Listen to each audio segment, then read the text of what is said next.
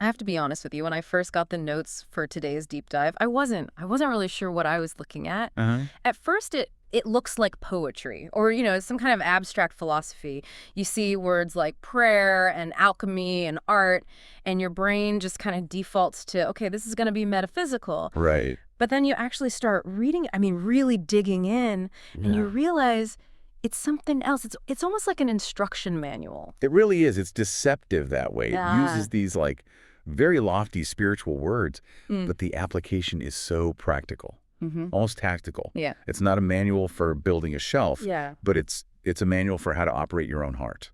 Exactly. And it tackles two concepts that I think for a lot of us just feel incredibly heavy: prayer and art. Heavy is the perfect word. Yeah. Yeah. We tend to put those concepts in these very specific, sealed off boxes. Prayer belongs in a church or a temple. It's something you do on certain days. And art, well, art belongs in a museum. It's something you do if you have a special talent. They feel so distant from our actual messy daily lives. Totally. I'm sitting there thinking, well, I'm not a monk and I'm definitely not Picasso, so I guess this isn't for me.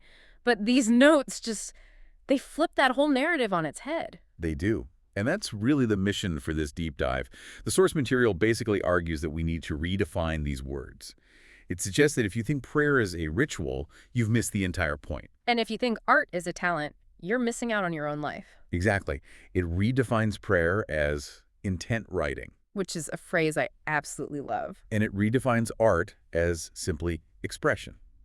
It's a complete democratization of those ideas. Yeah. The core thesis here is that facing your art, your expression, is really just a way of facing your own heart. So the promise is, by the time we're done here, you're going to stop seeing prayer as something religious and art as something elite. And you'll start seeing them both as forms of alchemy, things you can use while you're, I don't know, making coffee or writing a boring email. Okay, let's unpack that. Alchemy for daily life is a bold promise. Let's start with prayer. The source lists all the usual suspects, right?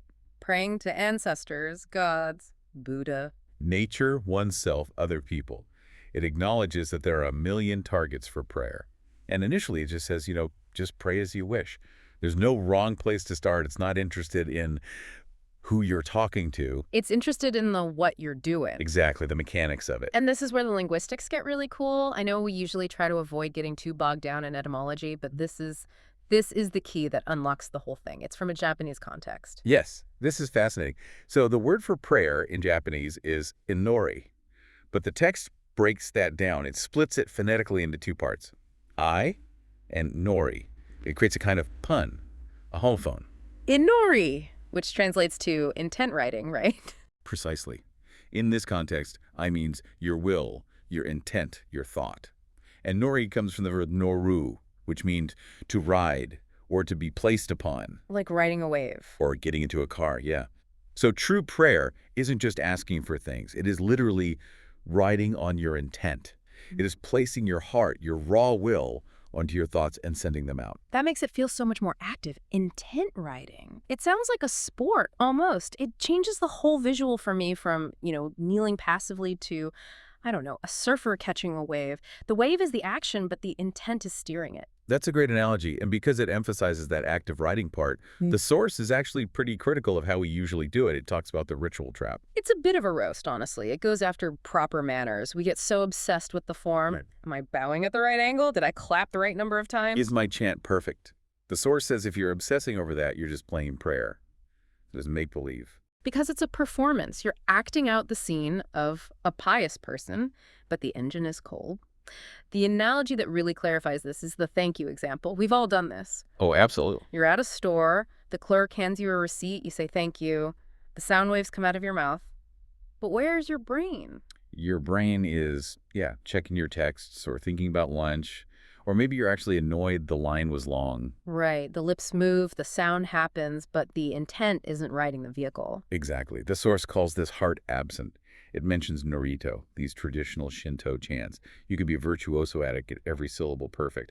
But if your heart isn't riding on that sound, it's just noise, just vibration in the air. So the most important ingredient, the fuel for this whole thing, is my thought. Watashi no omoi. If you don't load your personal will onto the action, the prayer, it just doesn't exist. That's the core definition we have to hold on to. Inori is ainori. Prayer is intent writing. Okay, but if prayer is intent writing, that brings up a huge logistical question for me. I do a lot of things in a day. Do I need to be writing my intent 24/7? Because that sounds exhausting. Right. And the source has a strong opinion on that, the quantity versus quality thing. It says the number of times doesn't matter. Not at all. You could pray 1,000 times, say thank you 100 times, but if it's all on autopilot, the value is 0. What matters is the purity and the quality of the thought. Purity is another one of those heavy words. It sounds like I have to be a saint. I don't think it means moral perfection, that you never get angry. I think it's more like, think of a radio signal. A pure signal is clear. A mixed signal has static. The text argues that to express pure thoughts, you have to constantly face your own purity, to try to elevate yourself so that the signal isn't full of noise. And this is where the venue changes. If prayer is about the quality of my intent signal, then I can't just leave that at the shrine. That's the key shift. The source says visiting an altar is fine. It's wonderful even. But if you walk away from it and immediately stop writing your intent, You've missed the point. you've completely missed the point. You've turned it into a task on a checklist. Okay, did the prayer thing. Back to being a zombie. Exactly. The source argues that every action in daily life, your behavior, your speech, how you move your body, all of it should be a prayer. Every action should carry your intent, whether you're shaking a hand or typing a report. This connects to a really interesting distinction the text makes about mindset, about growth. It paints this picture of a fork in the road with two kinds of people. Yes, this is crucial. On one side, you have the person who thinks, I want to learn. For them, every single event, good or bad, becomes a precious lesson. So if they get a flat tire, A flat tire becomes a lesson in patience or in crisis management, or maybe just gratitude that they were safe. They're harvesting value from the experience. and on the other side, The people who just live somehow, that's the phrase it uses. They're just drifting, aimlessly passing through their days.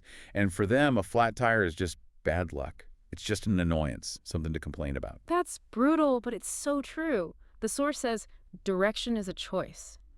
You literally choose if you're learning or drifting. And that choice determines if you can become what the text calls a prayer person, an inoribito. A prayer person. That sounds like a superhero title. Look up in the sky, it's prayer person. It kind of is, but the superpower is just consistency. The goal isn't to do prayer as an activity anymore. The goal is to become prayer. Wow. Eventually, you don't have to consciously think, okay, time to put intent into this cup of tea. Your very existence, your natural state, just resonates with that intent. You become a walking, breathing prayer that changes the world just by being there. That is a massive concept. Becoming the prayer. It implies that your whole vibration, your presence, affects the room. But how do you get there? How do we go from I have an idea to I am changing the world? This seems to lead right into the next section on alchemy. Rankin Jutsu. Oh, yeah. And usually we think of, wizards turning lead into gold. But here the lead is imagination and the gold is creation. And the source lays down a golden rule. What can be imagined can be created. What cannot be imagined cannot be created. It sounds simple, like if you can dream it, you can do it, but there's a catch. There's always a catch. There's a middle step that everyone forgets. We think it goes from imagination straight to creation. But the source points out this crucial gap. The bridge is called ingenuity or creative learning. Suikufu. Suikufu, I like that. It sounds like a martial art. It's the martial art of trial and error. Yep. This is where the work happens. You imagine something, then you try to make it, Hmm. and it fails. It looks terrible. So you learn, you adjust, you try again. That messy middle part is suikufu. Without it, imagination just stays a fantasy in your head. So the formula is we imagine, then we learn through ingenuity, and then we create. And it's a cycle. The text calls it a cycle of truth, or shinka. As we learn with our hearts, there's that intent writing again. Our creations become truer. They evolve. It says purity of heart leads to purity of creation, which makes so much sense. If I'm cooking dinner and I'm angry, the food tastes angry. If I'm rushing an email, the person on the other end feels the rush. The intent stains the output. It absolutely does. Your internal state, that purity of intent, it dictates the quality of the external creation. Which brings us to the biggest redefinition in this entire text. What is art? I have to say, I felt this wave of relief reading this section because, like I said, I think of high art, symphonies, oil paintings, marble statues, things I can't do. Right. If that's art, then I'm not an artist. Yeah, but the source just says, no, that's a trap. It democratizes art instantly. The claim is expression equals art. Simple as that. Simple as that. If you are expressing something, anything, you're creating art. So what does that look like? I mean, the examples it gives are so mundane. Speaking words, cooking a meal, even just taking action, like walking down the street. Wait. So my morning commute is art. Making a sandwich is art. If it is an expression of you, then yes. The source says we have this huge misunderstanding that art is some special framework for the talented few. But if expression is art, then every human being is an artist, simply by being alive and interacting with the world. There is a specific phrase in the notes that I want to read. My expression is my freedom. My art is my freedom. That feels so liberating. It means I don't need anyone's permission to be an artist. It is liberating. Exhilarating. I think it's also a little scary. Why scary? Because if everything you do is art, well, some of my art is terrible. If my behavior is my art and I snap at my partner or I do a sloppy job at work, I'm painting a really ugly picture. Oof. Okay, yeah, I see what you mean. So I can't just hide behind, oh, I'm not creative. My life is the creation. Precisely. And this is what the text calls the mirror effect. It says, facing art is facing one's own heart. Facing art is facing one's own heart. Wow, that hits deep. Yeah. Since your actions are your art and your art is your expression, your daily behavior is just a direct reflection of your inner self. You can't hide from it. If your art, your daily behavior is chaotic or unkind or sloppy, it's just reflecting your internal state. You're looking in a mirror every time you act. So cleaning the kitchen isn't just a chore, it's a canvas. And how I clean it shows what's going on inside me. If I do it with resentment, I'm literally creating a resentment masterpiece. Exactly. And that's why the text frames this as a lifelong pursuit.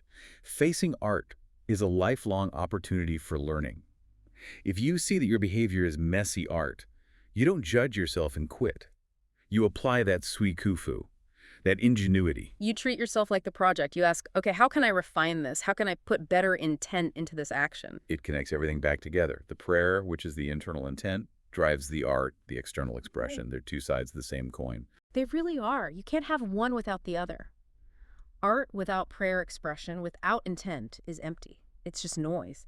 And prayer without art, intent without expression, is invisible. It never leaves your head. And this brings us to the final concept, which is maybe the most impactful. It's about the medium we use most often. We're not usually using clay or paint. We're using words. Yes. The text makes this beautiful statement. The world is composed of words. It sounds a bit like the Matrix, but think about it socially. Our relationships, our laws, our agreements, our understanding of ourselves, it's all built on words. The source argues that facing your words equals facing yourself. And facing yourself equals cherishing the world. That's the end game. Cherishing the world. If you cherish yourself enough to put pure intent into your words, you are automatically cherishing the world those words go out into. It's the ripple effect. If I treat my words as art, as precious expressions, I elevate the environment around me. Exactly. My world is defined by my words and my actions. So if I want a better world, I have to curate the art I'm putting into it. It's amazing how we started with prayer and art as these high-minded, abstract concepts, and we've landed on basically how you say hello to your neighbor or how you write a text message. That's the beauty of this. It takes the mystical and makes it practical. You don't need a gallery. You don't need a temple. Your kitchen, your office, your commute, that's your studio. That's your sanctuary. So for everyone listening, here's the challenge.